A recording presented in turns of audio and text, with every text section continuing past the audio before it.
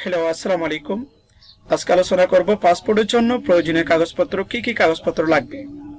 অনলাইনে আপনারা যখন পাসপোর্টের জন্য আবেদন করবেন, পাসপোর্টের আবেদন করার পর আর পাসপোর্টের আবেদনকৃত ফর্মটি যে কোনো একটা কম্পিউটার দোকান থেকে গিয়ে প্রিন্ট করে নিতে হবে। আপনাদের প্রথমে পাসপোর্টের জন্য আবেদনকৃত অনলাইন কপি প্রথম ওটা নেবেন।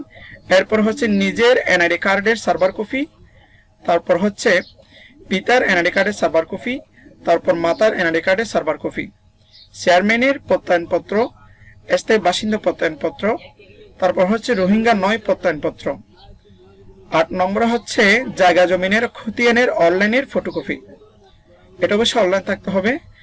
হ্যাঁ, জায়গা জমিন যদি নেই, যাদের জায়গা জমিন নেই তাদের ভূমিহীন প্রত্যয়নপত্র, অর্থাৎ যাদের জায়গা সম্পত্তি নেই তারা চেয়ারম্যানের কাছ থেকে গিয়ে ভূমিহীন প্রত্যয়নপত্র নেবেন।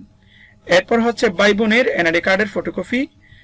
এরপর 11 নম্বরে চাচা অথবা ফুফির এনআইডি কার্ডের ফটোকপি। বিবাহিত হলে কামিন নামার ফটোকপি, আর যদি অবিবাহিত হন তাহলে কামিন নামার ফটোকপি।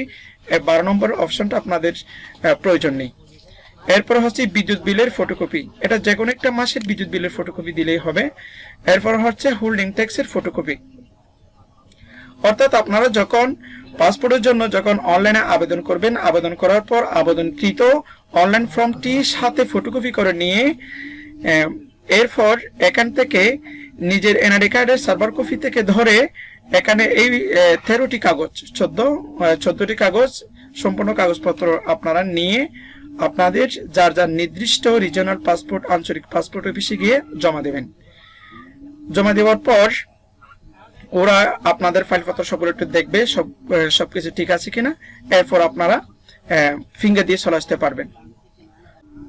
আজকের ভিডিওটি এই পর্যন্ত। আসসালামু আলাইকুম, সবাই ভালো থাকবেন। এখনো পর্যন্ত যারা আমাদের চ্যানেলটি সাবস্ক্রাইব করেন না, সাবস্ক্রাইব করে পাশে থাকা বেল আইকনটি বাজিয়ে দিবেন। নতুন কোনো ভিডিও যদি আপডেট দিই তাহলে সবার আগে যাতে আপনারা পেয়ে যান। আসসালামু আলাইকুম।